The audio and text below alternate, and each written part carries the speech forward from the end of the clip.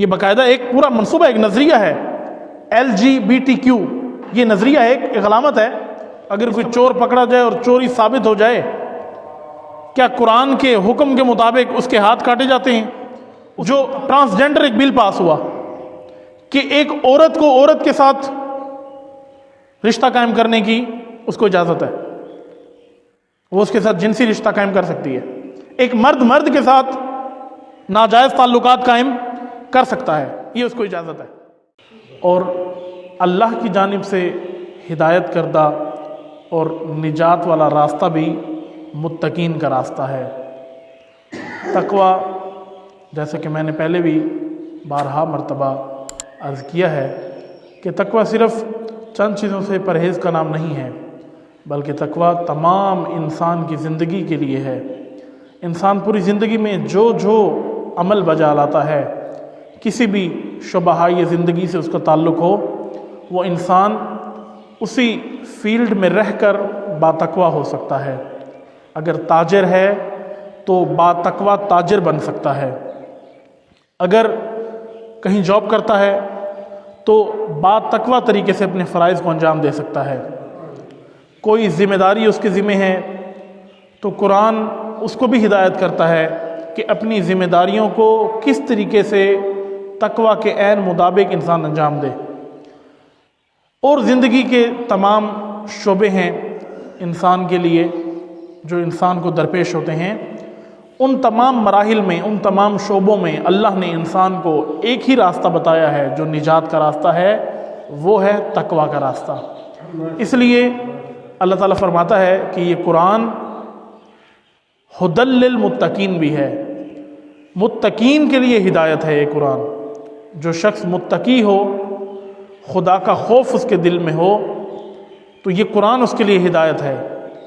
ہدایت یعنی قرآن اس کو راستہ دکھاتا ہے، اس کو گمراہیوں کے اندھیروں سے نکالتا ہے اور اس نور کی جانب لے کر آتا ہے جس نور میں خدا اپنے بندے کو دیکھنا چاہتا ہے۔ گزشتہ خطبے میں آپ کی خدمت میں عرض کیا تھا کہ قرآن مجید کی وہ آیت جس میں اللہ تعالیٰ فرماتا ہے سورہ آل عمران میں کہ وہ لوگ جنہوں نے انبیاء کو قتل کیا، جنہوں نے آیات الہی کو جھٹلایا اور ان لوگوں کا قتل کیا جو عدل اور انصاف کی طرف بلاتے ہیں، اللہ تعالیٰ نے ان کے لیے عذاب علیم مقرر کیا ہے، یعنی دردناک عذاب ان کے لیے معین کیا ہے۔ انہی کے متعلق اگلی آیت میں سورہ آل عمران میں پروردگار عالم فرماتا ہے بسم اللہ الرحمن الرحیم اولئک الذین حبطت اعمالهم فی الدنیا والآخرہ وما لهم من ناصرین۔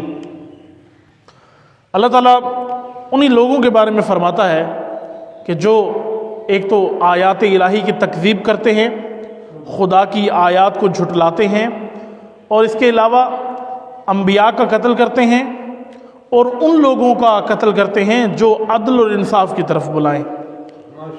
اب خداوند متعال نے ان کے لیے جہنم تو مقرر فرمائی ہی ہے کہ یہ جہنمی ہیں، جہنم میں جائیں گے، کیونکہ انہوں نے اتنا بڑا جرم انجام دیا ہے کہ جو جرم قابل معافی نہیں ہے۔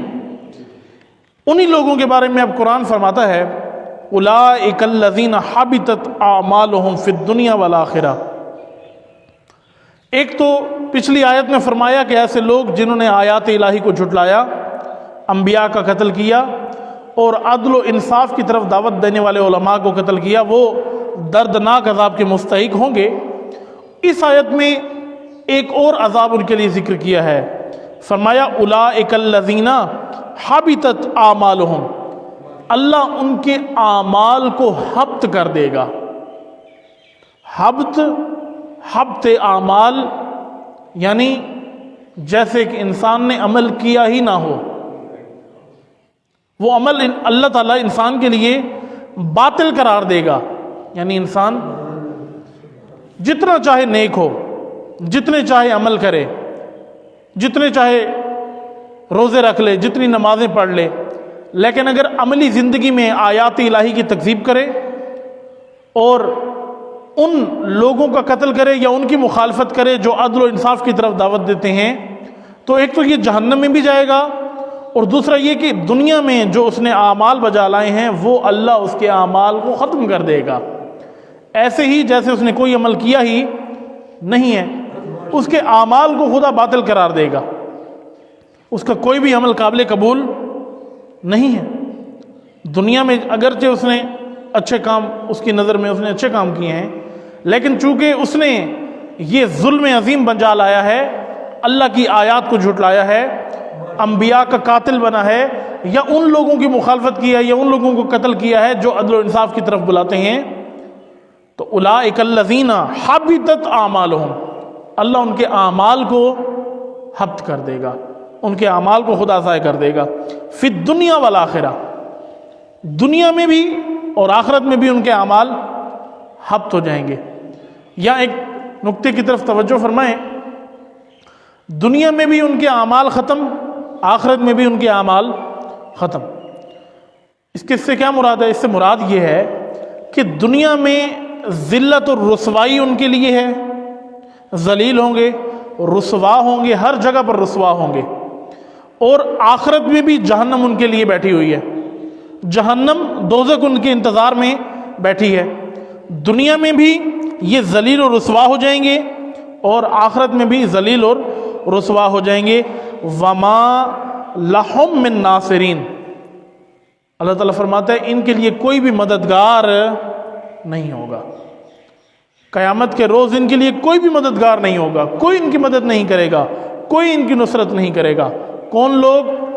جو آیات الہی کو جھٹلائیں۔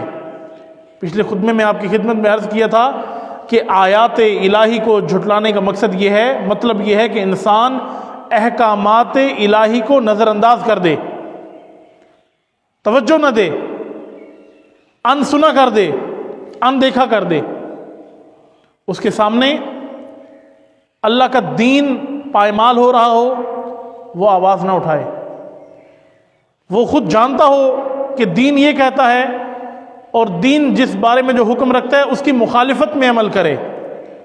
آیات الہی کو جھٹلانے کا مطلب یہ ہے، یعنی معاشرتی زندگی میں اپنے آپ کو مسلمان کہتا ہے لیکن عملی زندگی میں مسلمانوں والے کام نہیں کرتا، ایمان والوں کی طرح کام اور ایمان والوں کی طرح زندگی نہیں گزارتا۔ تو اللہ تعالیٰ فرماتا ہے اولئک الذین حبطت اعمالہم فی الدنیا والآخرہ وما لہم من ناصرین، اس کا کوئی بھی مددگار نہیں ہوگا۔ اور فرمایا اس سے اگلی آیت میں الم تری الی الذین اوتوا نصیبا من الکتاب یدعون الی کتاب اللہ لیحکم بینہم ثم یتولی فریق منہم وہم معرضون۔ اگلی آیت میں بھی خداوند متعال انہی لوگوں کے بارے میں فرماتا ہے الم تری الی الذین اوتوا نصیبا من الکتاب، اے رسول کیا آپ نے ان لوگوں کو نہیں دیکھا جن کو ہم نے کتاب کا ایک حصہ عطا کیا؟ اوتو نصیبا من الکتاب، ان کو کتاب کا ایک حصہ ہم نے عطا کیا، ان کو ہم نے وہ کتاب دی تاکہ اس سے ہدایت لیں۔ یدعون الی کتاب اللہ، ان کو کتاب دی اور ان کو کتاب کی طرف دعوت دی کہ آؤ کتاب خدا کی طرف آ جاؤ، اور پھر فرمایا لیحکم بینہم، کتاب کا ایک حصہ دیا اور پھر فرمایا کہ کتاب کی طرف آ جاؤ۔ کیوں آ جاؤ؟ لیحکم بینہم، تاکہ تم قرآن کی کتاب کے مطابق یا جو کتاب تمہیں عطا کی ہے اس کتاب کے مطابق اپنے فیصلے کرو، اس کے احکامات کے مطابق اپنے فیصلے کرو، اپنی زندگی گزارو۔ ثم یتولی فریق منہم وہم معرضون، جب ان کو کہا گیا کہ کتاب میں سے اپنے فیصلے کرو، ثم یتولی فریق منہم، تو ان میں سے ایک فریق مکر گیا۔ دو فریقوں کا معاملہ تھا، دو گروہوں کا معاملہ تھا۔ ان کو کہا ہم نے کہ ہم نے تمہیں کتاب عطا کی ہے، اپنے درمیان کے جھگڑے، اپنے درمیان کے تمام معاملات اس کتاب کے ذریعے حل کرو، جو اللہ نے تمہیں کتاب دی ہے، جو کتاب کا تمہیں علم دیا ہے اس کے مطابق اپنے فیصلے حل کرو۔ ثم یتولی فریق منہم، تو ان میں سے ایک فریق نے، ایک گروہ نے انکار کر دیا، مکر گئے۔ وہم معرضون، اور انہوں نے اعراض کیا یعنی کنارہ کشی کر لی، یہ آیت تفاسیر کے اندر علماء نے لکھا ہے کہ ایک یہودی گروہ کے بارے میں نازل ہوئی تھی. بعض یہودی حضور کے پاس آئے اپنا فیصلہ لے کر کہ ایک شخص نے ایک عورت کے ساتھ زنا کیا ہے تو اس کو آپ سزا دیں, آپ فیصلہ کریں کہ اس کی کیا سزا ہے. حضور کے پاس جب یہ فیصلہ آیا تو حضور صلی اللہ علیہ وسلم نے تورات کے مطابق ان کا فیصلہ حل کیا, یعنی یہودیوں کی کتاب کے مطابق ان کا فیصلہ حل کیا, اور جو ان کی کتاب میں حکم لکھا ہوا تھا اللہ کا, اسی کے مطابق حضور صلی اللہ علیہ وسلم نے وہ حکم ان کو رہنمائی کیا کہ تمہاری اپنی کتاب میں جو کتاب تمہارے لیے اللہ نے نازل کی تھی اس میں اس گناہ کا یہ سزا ہے, جو بھی شخص یہ گناہ کرے تو اس کی یہ سزا ہے. یعنی تعزیرات حضور نے بتائیں کہ یہ سزا اس کو دو. تو جب انہوں نے یہ سزا سنی, ثم یتولی فریق منہم, خود آئے تھے حضور کے پاس تاکہ حضور سے آگے فیصلہ کروائیں, اور پھر جب حضور نے فیصلہ کیا تو ان میں سے ایک گروہ مکر گیا. انہوں نے کہا کہ ہم اس فیصلے کو نہیں مانتے, اس سے انکار کر دیا. وَهُمْ مُعْرِضُونَ, اور کنارہ کشی اختیار کر لی, انہوں نے کنارہ کشی اختیار کر لی. اب اوپر والی آیت کو بھی صحیح طریقے سے تشریح کی ضرورت ہے, اور نیچے والی آیت کو بھی صحیح طریقے سے تشریح کی ضرورت ہے کہ قرآن پاک اللہ تعالیٰ نے ہمیں جو عطا کیا ہے اس کا ایک مقصد یہ بھی ہے کہ لِيَحْكُمَ بَيْنَهُمْ, کہ ہم اپنی زندگی کے تمام فیصلے قرآن کے مطابق کریں. آپ دیکھیں پاکستان میں جب عدالتی نظام آپ دیکھیں تو ہمارا عدالتی نظام لوگوں سے اگر پوچھا جائے, عام عوام سے پوچھا جائے کہ آپ کو انصاف ملتا ہے, تو آپ کو عام عوام نہیں کہے گی کہ ہمیں انصاف ملتا ہے.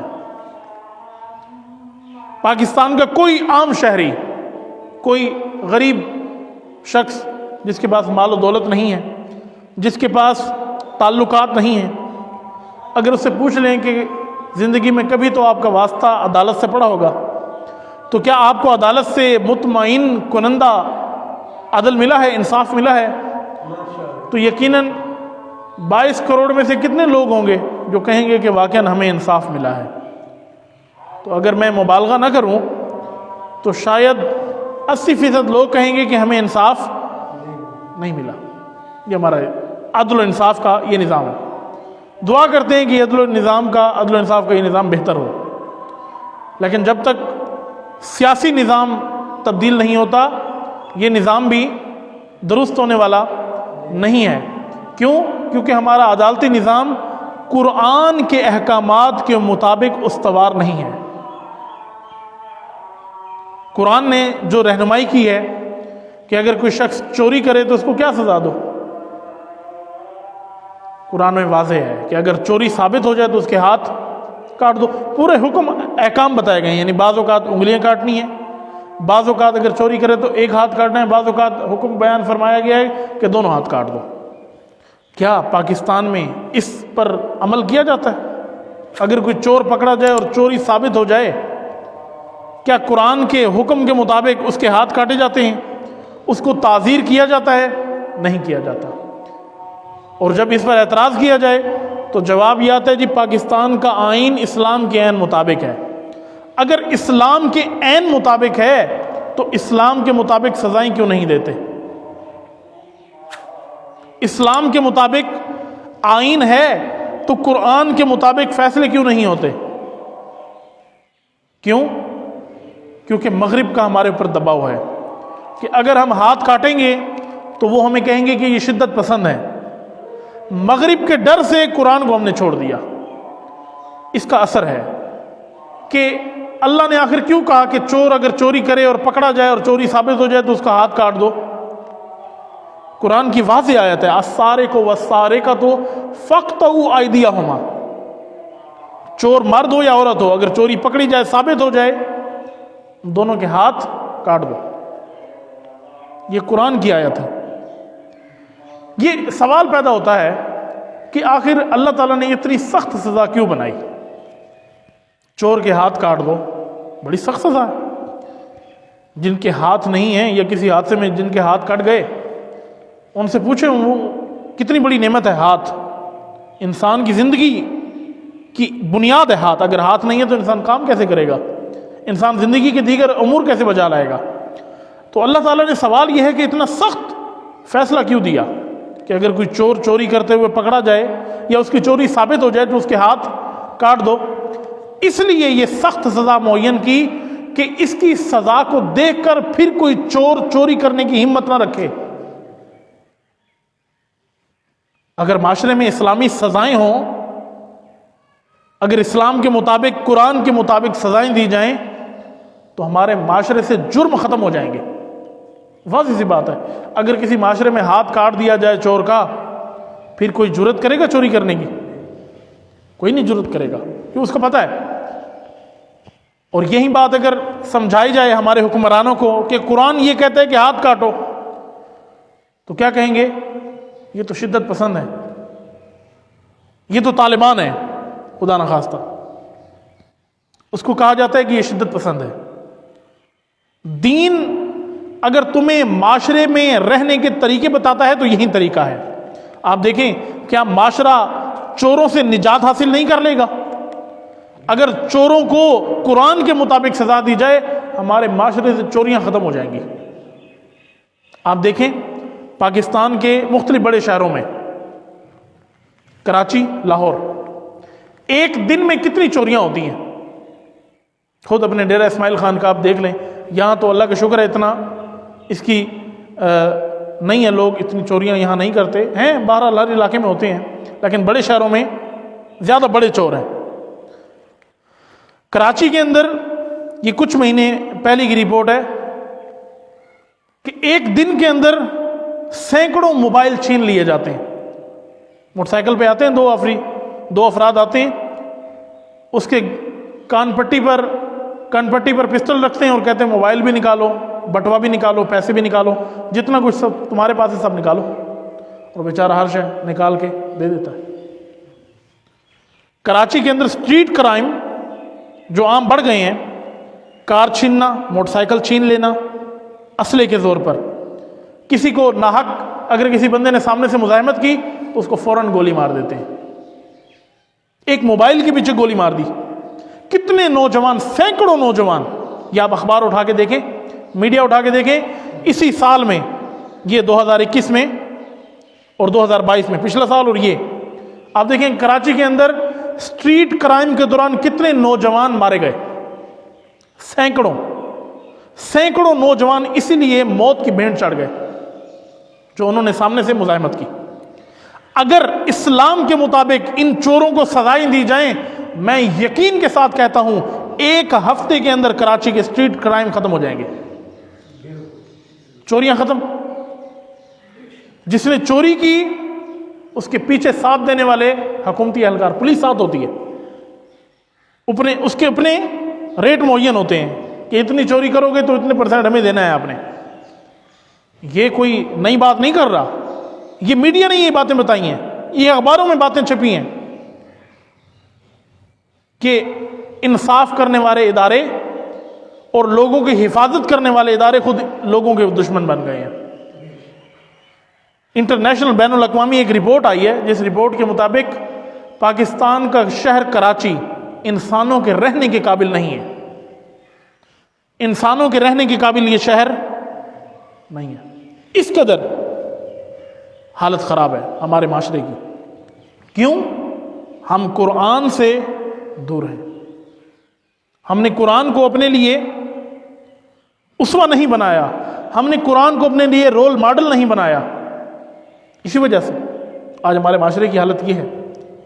ایک زانی جو زنا کرتا ہے، شرابی جو شراب پیتا ہے، دین اسلام نے، قرآن نے اس کے لیے سزا معین کی ہے. اگر زانی کو اس کے مطابق جو اس کی سزا بنتی ہے، اگر زنا ثابت ہو جائے، جو شرائط ہیں ان کے مطابق اگر وہ ثابت ہو جائے کہ اس نے زنا کیا ہے، تو اگر قرآن کے مطابق اس کو سزا دی جائے تو پھر کیا لوگوں کی ناموس محفوظ نہیں ہو جائے گی؟ بالکل، ہمارا معاشرہ محفوظ ہو جائے گا. یہی ہے حیات دنیا کا تحفظ، یہی ہے. قرآن نے انسان کو تحفظ عطا کیا ہے. کیوں؟ کیونکہ یہ جرائم پیشہ لوگ اگر ان کو قرار واقعی قرآن کے مطابق سزا نہ دی جائے تو معاشرے میں جرائم بڑھتے ہیں۔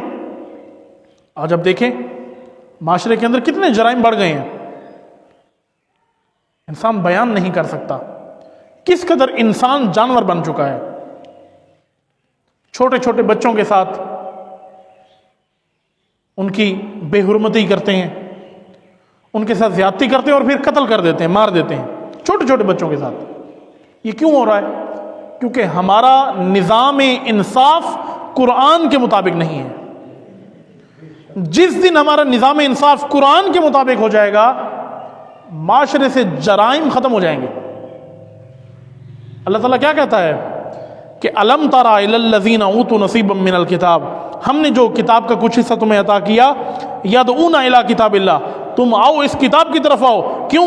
لیحکم بینہم، اپنے فیصلے اس کتاب کے مطابق کرو، فیصلے کتاب کے مطابق کرو، قرآن کے مطابق کرو۔ یہ آیت یہود کے لیے نازل ہوئی تھی، لیکن کیا یہ آیت سے مسلمان نہیں سیکھ سکتا کہ مسلمان کے لیے جو اللہ نے جو قرآن نازل کیا، مسلمان اپنی زندگی اس قرآن کے مطابق گزارے؟ اگر چور کا ہاتھ کاٹا جائے قرآن کے مطابق، زانی کو قرآن کے مطابق سزا دی جائے، جرائم پیشہ لوگوں کو ان کے جرائم کے مطابق جو اسلام نے ان کے لیے سزائیں معین کی ہیں، اگر اس حساب سے ان کو سزائیں دی جائیں تو کیا ہمارے معاشرے سے جرم ختم نہیں ہو جائے گا؟ مٹ جائے گا، نام و نشان نہیں رہے گا جرم کا۔ جرائم اس طرح سے بڑھتے ہیں، ہم خود بڑھاتے ہیں جرائم کو۔ ابھی 2 سال پہلے یا شاید 2.5 سال پہلے سابقہ جو ہمارے وزیر اعظم رہے ہیں، ایک حادثہ ہوا، ایک بچی کے ساتھ ایک ملعون شخص نے ایک بچی کے ساتھ زیادتی کی، تو اسمبلی میں ایک بل پاس ہوا۔ توجہ فرمائیں آپ ذہنیت کا، کہ جو شخص اگر کسی بچی کے ساتھ یا کسی خاتون کے ساتھ زیادتی کرے، اس کی بے حرمتی کرے تو اس کی سزا یہ ہے کہ اس کو نامرد بنا دو۔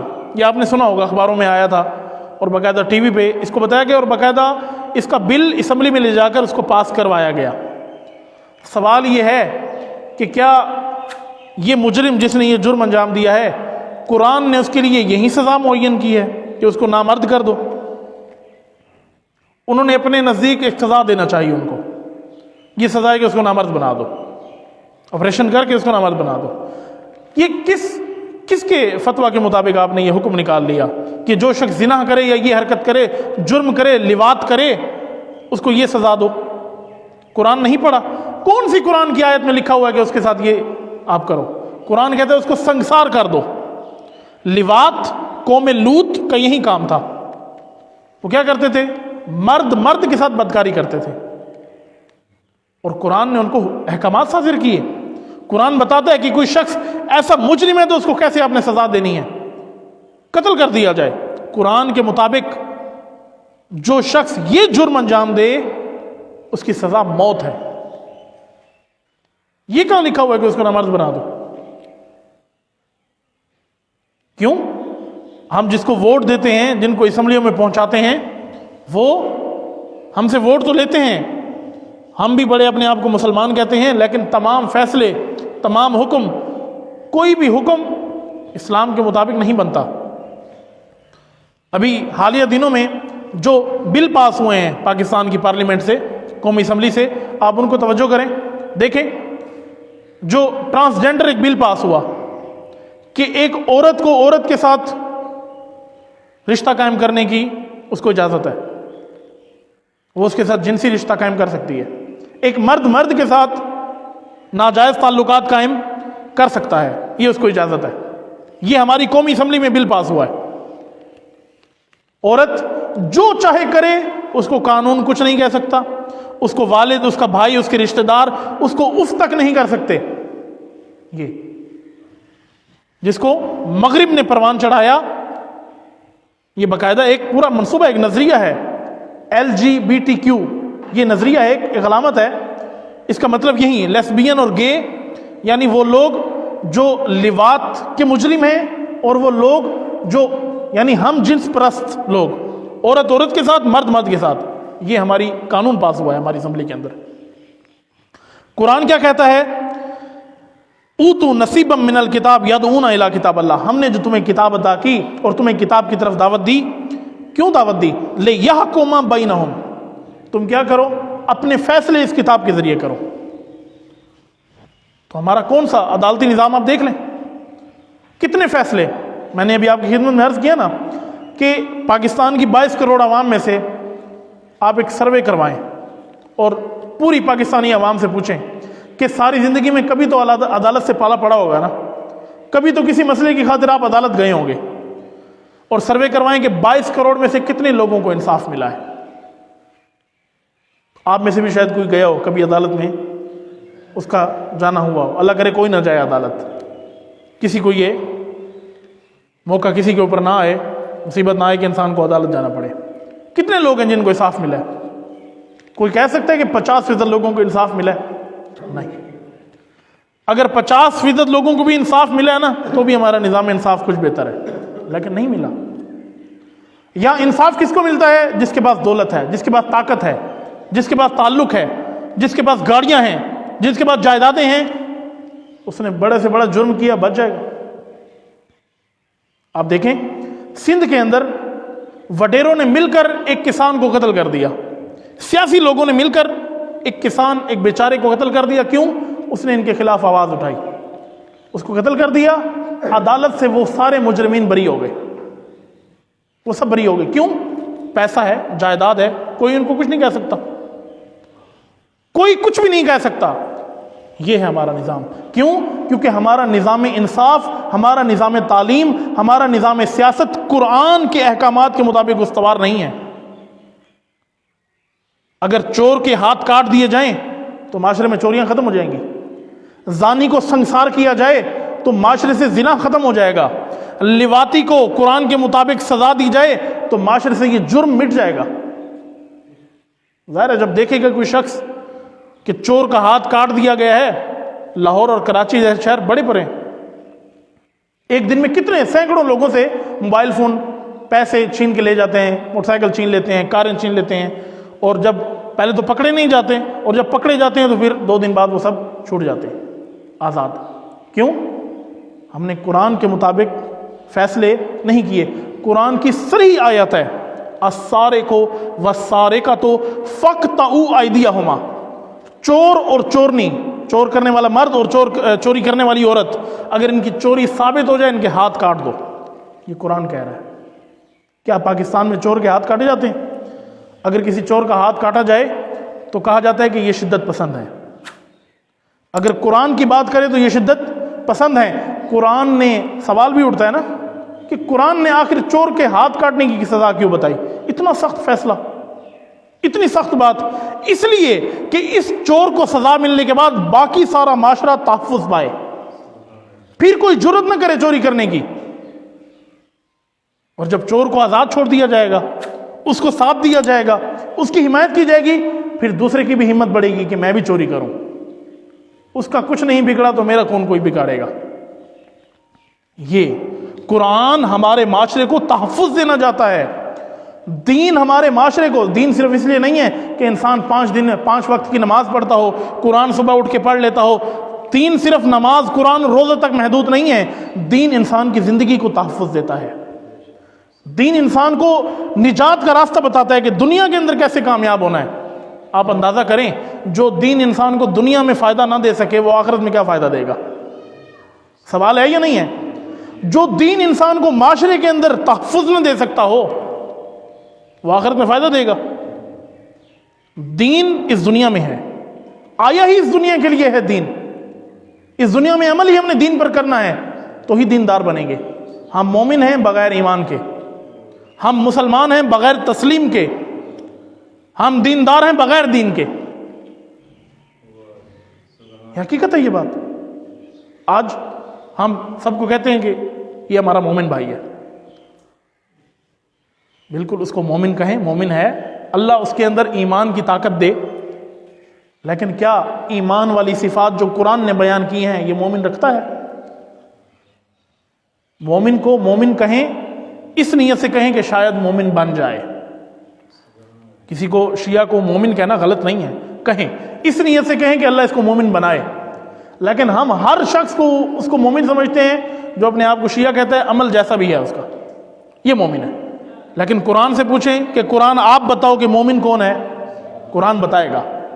ہم قرآن سے پوچھیں نا، قرآن سے سوال کریں، اے کتاب خدا تم ہمیں ہدایت کرو کہ مومن کون ہے. قرآن کہتا ہے کہ مومن وہ ہے جو اپنی زندگی اللہ کی رضا پر گزارے.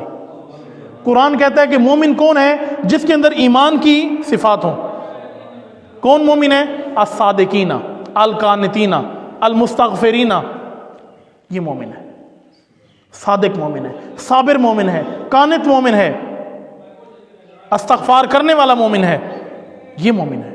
یہ ایمان بتایا ہے. ہماری زندگیاں، ہمارا معاشرہ، ہمارا نظام اس وقت تحفظ پائے گا جب ہم قرآن سے تحفظ لیں گے. اور دعا کرتے ہیں کہ پروردگار ہمارے معاشرے کی تمام برائیوں کو ہمیں ختم کرنے کی توفیق عطا فرمائے اور ہمیں اس حوالے سے اقدام کرنے کی توفیق عطا فرمائے. ہم سب کو اللہ تعالیٰ قرآن پر عمل کرنے کی توفیق عطا فرمائے. ایک اہم حالات حاضرہ کے حوالے سے آپ کی خدمت میں عرض کرنا